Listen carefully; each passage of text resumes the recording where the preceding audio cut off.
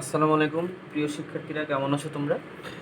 আমি তোমাদেরকে কাজক্ষমতা শক্তি নিয়ে আমরা লাস্ট ক্লাসে শুরু করে দিয়েছিলাম, এবং সেই ক্লাসে আমি তোমাদেরকে শক্তির বিভিন্ন রূপ, তাছাড়া বিভব শক্তির যেই থিওরি এবং বিভব শক্তির যে ইকুয়েশন, আমি সেটা তোমাদেরকে লাস্ট ক্লাসে প্রুফ করে দিয়েছি।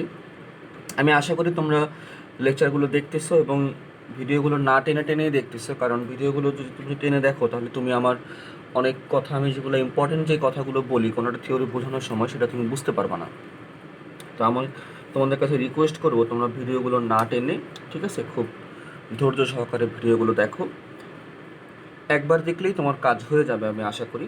তো আজকের যে লেকচারটা শিক্ষার্থীরা, এটা ভেরি ভেরি ইম্পর্ট্যান্ট একটা লেকচার। হ্যাঁ, এটা ভেরি ভেরি ইম্পর্ট্যান্ট একটা লেকচার, আমি পাশে লিখে রাখতেছি। তো আমি আশা করব তোমরা ভিডিওটা না টেনে পুরোটা আমার কথাগুলো শুনবা, তারপর তোমরা লেকচারটা ফলো করবা। আচ্ছা, দেখো গতিশক্তি কী। ঠিক আছে, আমাদের আজকের টপিক হচ্ছে গতিশক্তি। গতিশক্তি কিন্তু যান্ত্রিক শক্তির একটি সাধারণ রূপ। ওকে, গতিশক্তি জিনিসটা কি এটা মাথায় রাখতে হবে। গতিশক্তি কিন্তু যান্ত্রিক শক্তির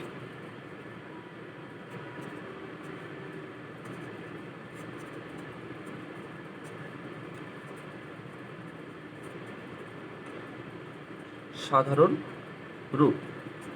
ঠিক আছে, যান্ত্রিক শক্তির রূপ কয়টা ছিল শিক্ষার্থীরা? যান্ত্রিক শক্তির রূপ কিন্তু ছিল তোমার দুটো, একটা হচ্ছে বিভব শক্তি, একটা হচ্ছে গতিশক্তি। বিভব শক্তি নিয়ে আমি তোমাদেরকে লাস্ট লেকচারে আলোচনা করেছি। তো আজকে আমরা যান্ত্রিক শক্তি নিয়ে আলোচনা করব, আজকে আমরা গতিশক্তি নিয়ে আলোচনা করব। এখন দেখো যে গতিশক্তির সংজ্ঞা কি, আমি তোমাদেরকে একটু প্রথমে যদি আমি সংজ্ঞাটা দেখাই, ঠিক আছে, যে হোয়াট ইজ দ্য ডেফিনেশনটা কি আমাদের এই জায়গায়।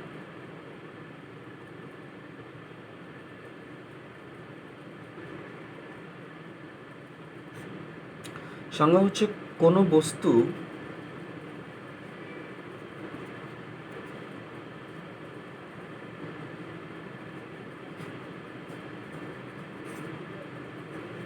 গতিশীল থাকা অবস্থায়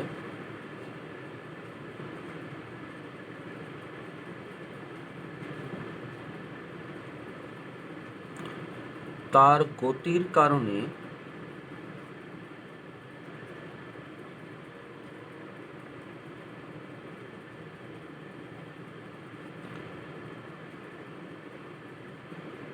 কাজ করার যে সামর্থ্য অর্জন করে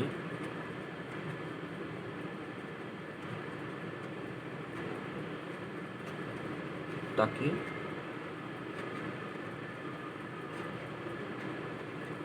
গতিশক্তি, কাইনেটিক এনার্জি বলে। ঠিক আছে, গতিশক্তির প্রকাশ হচ্ছে তোমার ই কে, বিভব শক্তির প্রকাশ ছিল E P. K stands for তোমার এখানে কাইনেটিক, আর ই তো তুমি বুঝতেই পারতেছো, ই হচ্ছে তোমার এখানে এনার্জি। ওকে, আচ্ছা, এখন দেখো আমি যে সংজ্ঞাটা এখানে লিখলাম, এটা একটা বুকিশ ডেফিনেশন। জিনিসটা তোমাকে বুঝতে হবে যে কোনো বস্তু গতিশীল থাকা অবস্থায় তার গতির কারণে কাজ করার যে সামর্থ্য অর্জন করে তাকে গতিশক্তি বলে। আমার এই জায়গাতে ধরো আমি এখানে যে সাইন পেনটা রাখলাম, ঠিক আছে, আমি যে পেনটা আমি এখানে রাখলাম, আর আমি এখানে দেখো আমাদের একটা গ্লু স্টিক আমি এখানে রেখেছি। এখন এই গ্লু স্টিকটার কাজ হবে এই সাইন পেনটাকে সরানো। তো ও যে অবস্থানে আছে, দেখো ও যে অবস্থানে আছে সেই অবস্থান থেকে কিন্তু তোমার ও সাইন পেনকে সরাতে পারবে না। যদি ও সরাতে চায় তাহলে ওকে কী করতে হবে? দেখো, আমি যদি এই গ্লুটাকে একটু গতিশীল করে দিই, দেখো আমি এই যে গ্লুটাকে যে গতিশীল করে দিলাম, এই গ্লুটাকে গতিশীল করে দেওয়ার কারণে তুমি আবারও খেয়াল করো যে ও আসার ফলে এই সাইন পেনটাকে কী করলো, সে সরিয়ে নিচ্ছে, তাই না? অর্থাৎ প্রথমে ওর কাজ করার কোনো অবস্থা, এখন এই অবস্থানে কিন্তু, বা এখন যেভাবে আছে স্থির অবস্থায়, এই স্থির অবস্থায় থাকার কারণে কিন্তু সে এই পেনটাকে সরানোর তার কোনো সামর্থ্য রাখতেছে না। বাট যখন সে গতিশীল হচ্ছে, ঠিক আছে, যখন সে গতিশীল হচ্ছে তখন সে তার গতির কারণে এই অবজেক্টটাকে সরাতে পারতেছে, কাজ করতে পারতেছে। কারণ দেখো এই অবজেক্টটার উপরে সে একটা বল প্রয়োগ করতেছে আর তাকে সরিয়ে আনতে, তাহলে বল গুণ সরণ কাজ হচ্ছে। ঠিক আছে, যে কাজ করার যে সামর্থ্য অর্জন করে তাকে গতিশক্তি বা কে বলে। ওকে, তো এখন আমরা এই গতিশক্তির যে সমীকরণ সেটা আমরা প্রুফ করব। ঠিক আছে, যে ইকুয়েশনটা আমরা প্রুফ করব।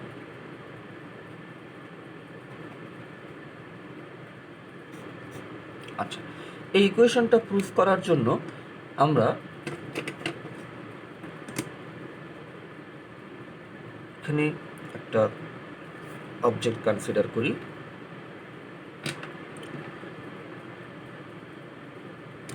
ধরো এটা হচ্ছে ভূমি। ঠিক আছে, এটা হচ্ছে একটা ভূমি।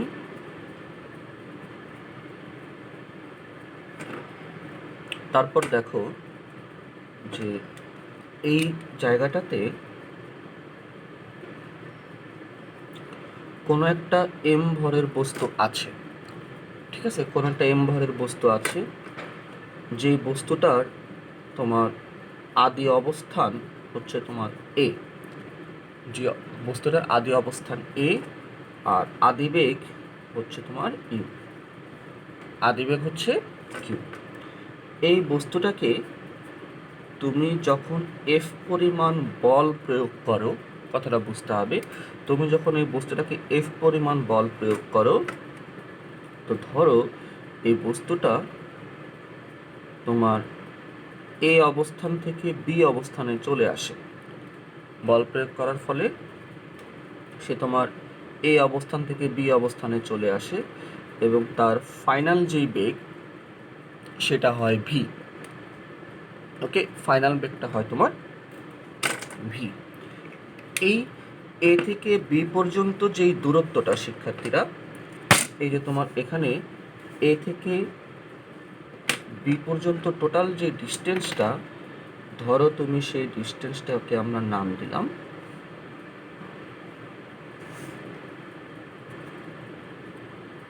এস। ওকে, আমার এই ডিস্টেন্সটা হচ্ছে গিয়ে এস। আর আমার যে ত্বরণ, যে এখান থেকে এখানে যে সুষম ত্বরণ দেখো,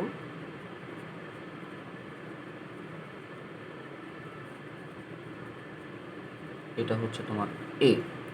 আর অতিক্রান্ত যে সময়, ঠিক আছে, অতিক্রান্ত যে সময়টা সেটাকে তুমি নাম দাও টি। এখন আমি লাস্ট লেকচারে তোমাদেরকে একটা গুরুত্বপূর্ণ কথা বলেছিলাম যে শক্তি কি, যে বেসিক্যালি শক্তি সমান সমান হচ্ছে কৃত কাজ, তাই না? আমি তোমাদেরকে কিন্তু এই কনসেপ্টটা আমি কখন দিয়েছিলাম, ফ্রম প্রিভিয়াস লেকচার। ঠিক আছে,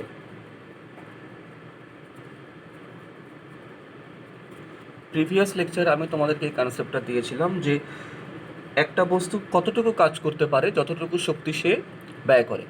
ঠিক আছে, তো শক্তি আর কৃত কাজ এটা তোমার ইকুয়াল হবে। আচ্ছা, তো আমরা এই যে বস্তুটাকে দেখো,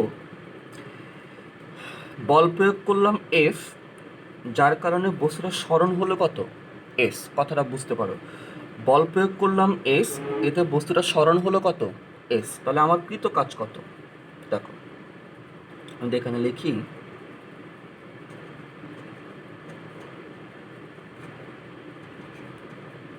যে বস্তুটিকে এ অবস্থান থেকে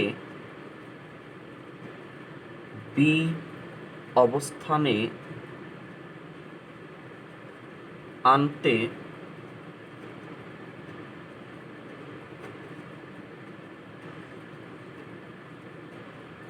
কৃত কাজ ডাব্লিউ সমান সমান কি, বল গুণ সরণ।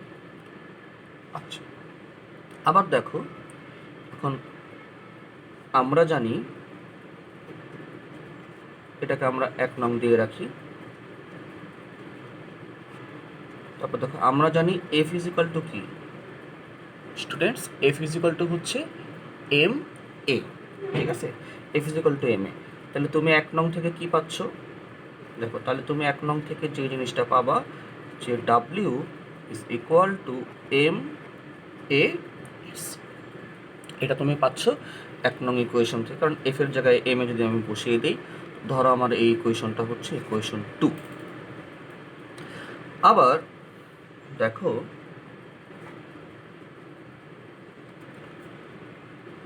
এই অবজেক্টের আদি বেগ কি ছিল শিক্ষার্থীরা? ইউ, শেষ বেগ কি হলো? ভি, ত্বরণ কত? এ, সময় কত? টি, অতিক্রান্ত দূরত্ব কত? এস। তাহলে এখান থেকে আমরা আবার একটা কথা লিখতে পারি যে V square is equal to U square plus 2as এ অবজেক্টের জন্য, তাই না? এখান থেকে যে কথাটা লেখা যায়, বা আমি যদি ইউ স্কোয়ারকে এই পাশে নিই তাহলে বিয়োগ হবে V square minus U square is equal to 2as, বা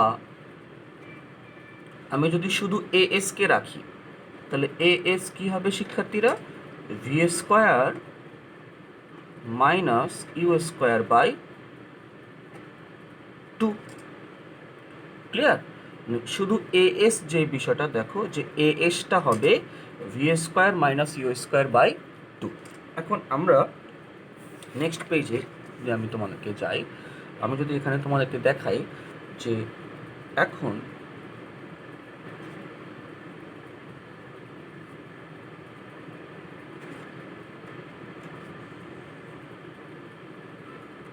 দুই নং থেকে আমরা কি পেয়েছিলাম? W is equal to M A S. তাহলে আমরা এখন ভ্যালু বসিয়ে দিই এ এস এর। দেখো এ এস এর ভ্যালু আমরা কি পেলাম? V square minus U square by 2। Okay, আমরা এ এস এর ভ্যালু পেলাম V square minus U square by 2। তাহলে আমরা এখানে লিখতে পারবো V square minus U square by 2। অতএব তোমার ডাব্লিউ যে জিনিসটা আসবে সেটা হবে তোমার half M V square minus U square. এটাকে তুমি ইকুয়েশন 3 নাম দিয়ে রাখো, ঠিক আছে? এটাকে আমরা ইকুয়েশন 3 নাম দিলাম। এখন আবার আমরা জানি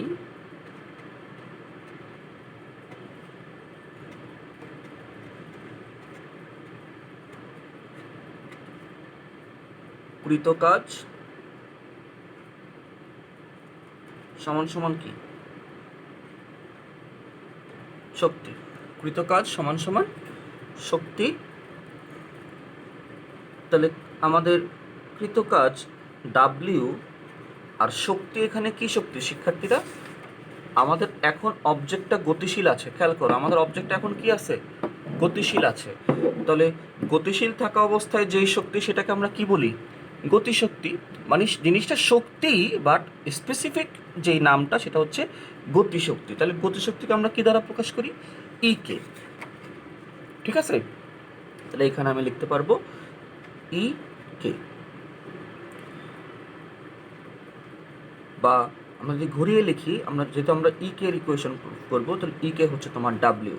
তাহলে তুমি অতএব লিখতে পারতেছো যে E K is equal to half M V square minus U square. এইটা হচ্ছে তোমার যেই গতিশক্তির যেই মূল সমীকরণ, ঠিক আছে? আমি এখানে লিখে দিই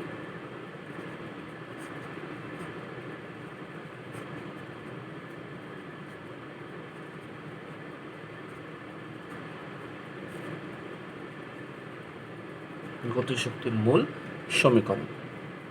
আচ্ছা, এখন কিছু কেস আছে, ঠিক আছে?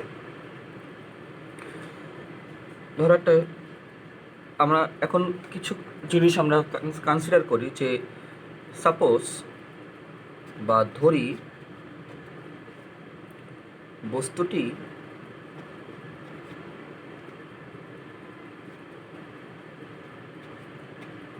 স্থির অবস্থান হতে যাত্রা আরম্ভ করে। ওকে, এই যে এই অবজেক্টটা প্রথমে এই অবস্থান থেকে যাত্রা আরম্ভ করেছিল না? তো ধরো এই অবস্থানটাতে বস্তুটা স্থির ছিল, তখন দেখো ওই সময়ে ইউ কি হয়ে যাবে? ওই সময় ইউ হয়ে যাবে তোমার 0 মিটার/সেকেন্ড। তাহলে তুমি এই ইকুয়েশনটাতে ইউর ভ্যালু যদি 0 হয়, দেখো ইউ যদি 0 হয়ে যায়, তাহলে তুমি ইউ স্কোয়ারও কী হয়ে যাবে তখন? দেখো ওই সময় ইউ স্কোয়ারও হয়ে যাবে তোমার 0। তাহলে আমি এই ইকে তখন কি লিখতে পারবো? তখন আমি ইকে লিখতে পারবো হাফ এম ভি স্কোয়ার। ওকে, ইকে আমি লিখতে পারবো হাফ এম ভি স্কোয়ার, কারণ ইউ তো আমার 0 হয়ে গেছে, ইউ স্কোয়ার আমার 0। আচ্ছা, তো অর্থাৎ দেখো তাহলে এইটা হচ্ছে তোমাদের মানে সিম্পল, মানে তোমাদের যারা 9-10 স্টুডেন্টস যারা পড়ো তাদের জন্য গতিশক্তির এটাই হচ্ছে সিম্পল ইকুয়েশনটা। ঠিক আছে, আপার লেভেলে তোমার মাঝে মাঝে তুমি যখন ইন্টারমিডিয়েট লেভেলে যাবা তখন কিন্তু ইউ 0 থাকে না, তখন মাঝে মাঝে টিচাররা ইউ দিয়ে দেয়। তো ওই সকল ক্ষেত্রে আমাদের এই ইকুয়েশনটা লাগে, বাট এটাই আসলে বেসিক্যালি মূল ইকুয়েশন কিন্তু এটাই। কিন্তু তোমাদের 9-10-এ আমরা বা টিচাররা যে ম্যাথগুলো সাজায় বা তোমাদের বইয়ের থিওরিটা যেভাবে সাজানো, সেখানে অবজেক্টটাকে প্রথমে 0 ধরা হয়। ওকে, আচ্ছা, তো এখন দেখো যে তুমি ফাইনালি তাহলে কি পেলা? যে ফাইনালি তুমি পেলা গতিশক্তি সমান সমান হাফ গুণ বস্তুর ভর গুণ বেগের বর্গ। তাহলে গতিশক্তি দুটো জিনিসের উপর নির্ভর করে। তাহলে এই জায়গাটাতে আমি এখানে হাইলাইট করে রাখি যে গতিশক্তি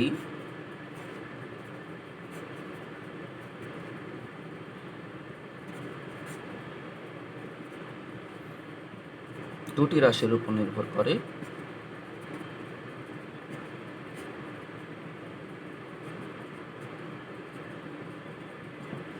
ওকে, গতিশক্তি দুটি রাশির উপর নির্ভর করে, যার এক যেটা প্রথমটা হচ্ছে বস্তুর ভর, আর সেকেন্ড যেটা সেটা হচ্ছে কি শিক্ষার্থীরা? সেকেন্ড যেটা সেটা হচ্ছে বস্তুর বেগ। ওকে, একটা হচ্ছে ভর, একটা হচ্ছে বেগ। তাহলে অর্থাৎ দেখো যে এখান থেকে তাহলে যে কথাটা বলা যায় যে ভর যত বেশি হবে, ঠিক আছে, এখান থেকে তাহলে কি বলা যায় যে ভর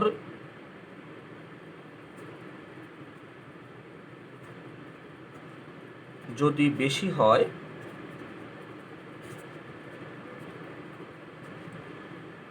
ইকে বা গতিশক্তি বেশি হবে। ঠিক আছে, ভর যদি বেশি হয় গতিশক্তি বেশি হবে। তারপরে দেখো বেগ যদি বেশি হয় তখনও গতিশক্তি কি হবে? বেশি হবে। কারণ বেগ যদি তোমার 2 মিটার/সেকেন্ড হয়, গতিশক্তি হয়ে যাবে তোমার দেখো 2-এর বর্গ, মানে ভরের থেকে বেগের জন্য গতিশক্তি আরও বেশি মানে বাড়বে। বেগ যদি তুমি যা বাড়াবা গতিশক্তি তার স্কয়ার হয়ে যাবে। ওকে, কারণ দেখো এখানে উপরে একটা স্কয়ার আছে।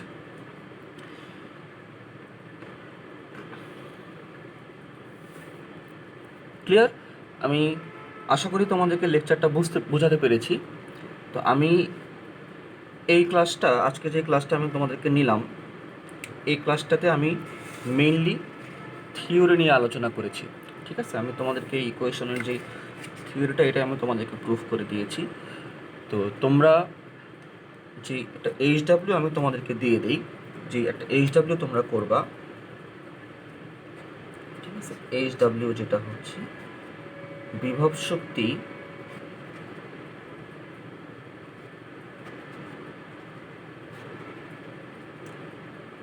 ও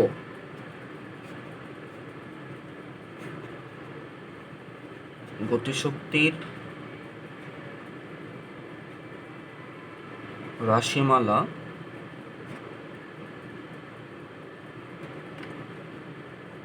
প্রমাণ করো। ঠিক আছে, তোমরা লাস্ট লেকচারটা, আজকের লেকচারটা আজকে আমি প্রুফ করে দিলাম, মানে তুমি জাস্ট এই জিনিসটাই সুন্দর করে তোমার মতো করে তুমি সাজাবা।